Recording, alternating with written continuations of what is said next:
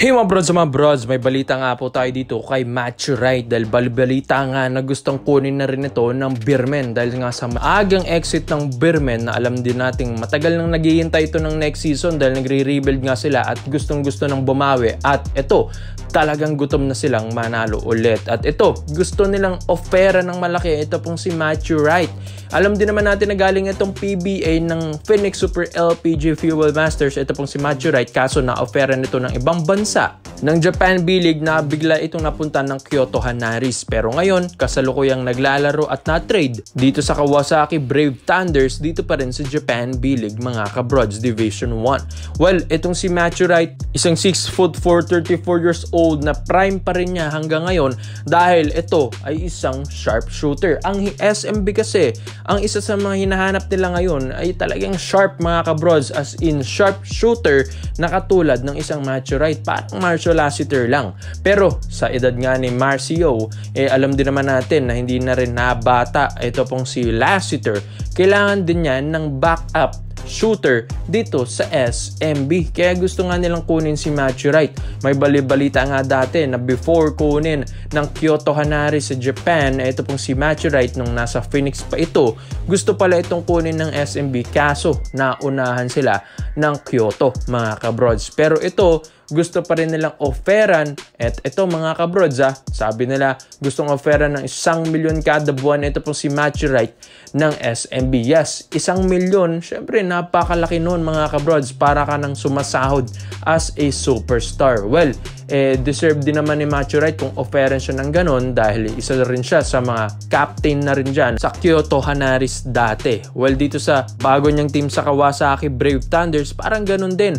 Isang leader na player kasi ito pong si Matthew Wright. Yan ang kagandahan sa kanya. Hindi lang siya basta-basta role player kung saan talagang naidadala niya yung kanyang kupunan sa maayos na standing mga kabrods. Kaya ito pong si Matthew Wright, syempre kung makuha ito ng SMB, mas lalong lalakas sila mga kabrods. Ang dali nang hanapin yung mga shooters. Biro nyo, dalawa, kombinasyong Matthew Wright at Lassiter, tapos kukuha pa ng mga bagong players ang SMB, lalong-lalo na ngayong rookie draft 2025 dahil bali-balitang SMB gustong-gusto nang mag-rebuild ng lineup mga kabrods. Hinihintay lang talaga nila ito pong finals ng Ginebra at TNT at dito na sila gagalaw mga kabrods. Mabilis lang yan yung finals ng Ginebra at TNT mamaya, mabilis lang yan mga kabrods. Di natin mamamalayan, rookie draft na tayo tapos next season agad.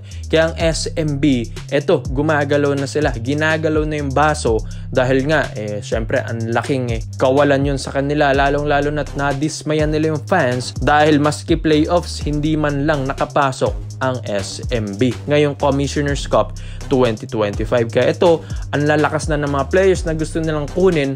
Well, Matthew Wright, malakas na player ito mga kabrods kung alam nyo lang. At ito, nag-improve pa ito lalo. Siyempre, iba rin naman yung level ng kompetisyon dito sa Japan B-League. Mas maraming kupunan, mas maraming laro at ito, mas nag-improve na Matthew Wright ito. And yung shooting niya, mas nag-improve din lalo mga kabrods. Di rin na basta-basta ito pong si Matthew Wright Kaya ito pong mga numbers na nababanggit nating 1 milyon, mga kabrods, deserve din naman niya yan. Dahil dito sa Kawasaki Brave Thunders, baka nga mas malaki pa yung sinasahod niya dyan mga kabrods. Kaya ito pong SMB, syempre gagawin nilang lahat makuha lang si Matthew Wright. Hindi na rin bago ito.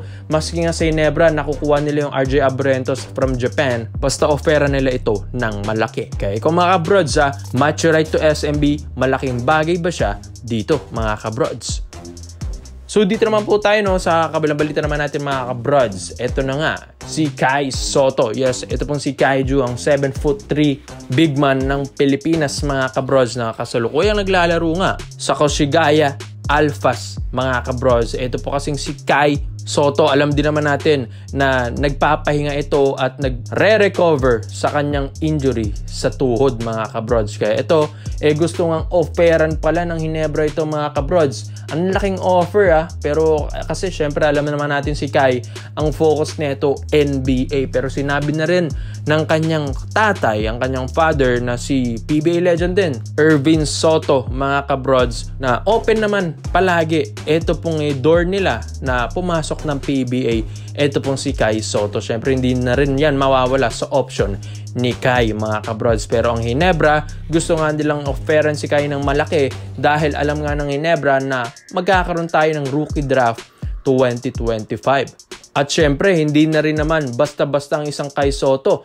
22 years old na alam nating nagpapalapad na ng katawan ngayon. Di ba nga yung mga post niya sa IG, talagang puro buhat na si Kai Sotto. Gustong-gusto rin naman ng mga fans ni Kai yan dahil syempre, mas magandang ang malapad si Kai Sotto. Para nga kapag tapat na natin yung mga big countries dito sa Asia, mga kabrods, sa mga FIBA Asia Cup natin, sa mga susunod na qualifiers, ay hindi na mahihirapan ang ating Pinas dahil meron na tayong Kai Sotto na malaki ang katawan. Pero syempre gusto rin naman ng PBA na i-personify yung kanyang NBA career. Yes. Pero syempre yung NBA kasi mga kabrods, medyo hindi nila napapansin. Ito pong si Kai Sotto, biruin nyo yan, mas malakas pa nga si Kai Sotto sa mga ibang nadadraft dito Kaso yun nga lang, pag alam kasi nilang Asian, parang hindi nga nila napapansin. Pero malay natin mga brods, hopefully mapansin si Kai Sotto. Pero itong offer ng Ginebra sa kanya, syempre hindi naman ito pilit. Nandyan lang yan sa table dahil balibalita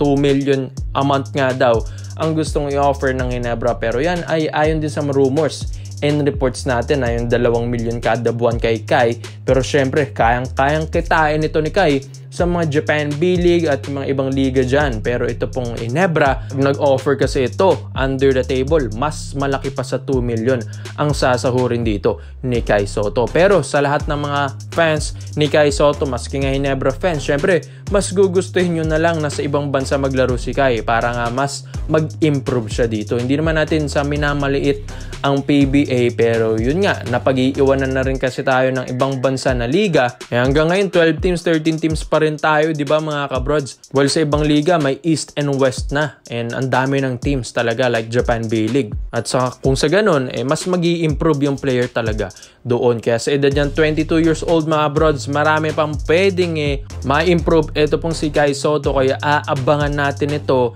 sa kanyang NBA dream. Pero yung offer nga ng Ginebra andyan pa rin. Siguro nga kung makuha ito ng Ginebra mga kabrods, ayawan na. Dahil ito pong si Kai Sotto, footwork pa lang nito, nag-improve na lalo. Yung tigas nito sa katawan, nag-improve na lalo. Yung taas din niya tumalon, nag-improve na rin.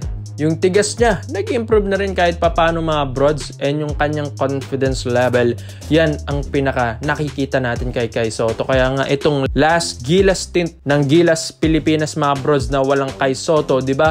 Puro nagtatatalo tayo. Buti na lang hindi counted yung mga laban na yon, mga against Lebanon, di ba? Kung nandyan si Kai Sotto, mas mahihirapan sila. Dahil iba pa rin yung may 7-3 na ganito. May shooting na, may laro pa sa ilalim, may depensa pa. Kaya saan ka pa mga kabrod? Sana nga mapansin ito ng NBA. And sa Ginebra naman, talagang jackpot sila kung kagatin ito ni Kai Sotto yung offer nila dito. Kaya komento mo lang po mo dito mga brods. At isa natin yan. Salamat po sa panonood mga brods. This is Phil Basketball. Yun lang.